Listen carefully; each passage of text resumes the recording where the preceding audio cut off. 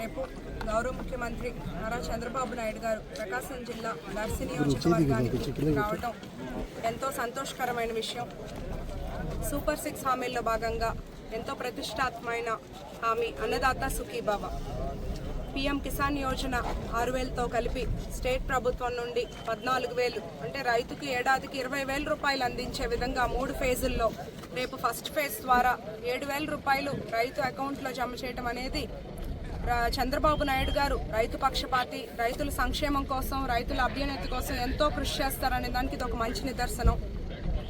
రైతాంగం బాగుంటేనే రాష్ట్రం బాగుంటుంది అని నమ్మే వ్యక్తి గౌరవ ముఖ్యమంత్రి చంద్రబాబు నాయుడు గారు. ఇచ్చిన హామీలను నిలబెట్టుకుంటూ అటు ఒకవైపు అంతే రాష్ట్ర అభివృద్ధి కోసం ఎంతో కష్టపడుతున్నారు.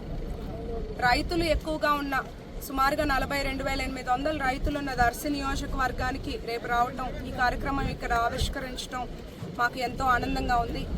ప్రజలందరూ వేలాదిగా వచ్చి ఈ ప్రోగ్రాంని విజయవంతం చేయాలని మనస్ఫూర్తిగా కోరుకుంటున్నాను. ధన్యవాదాలు. రేపు గౌరవ ముఖ్యమంత్రి నారా చంద్రబాబు నాయుడు గారు ప్రకాశం జిల్లా దర్శి నియోజకవర్గానికి రావడం ఎంతో సంతోషకరమైన విషయం.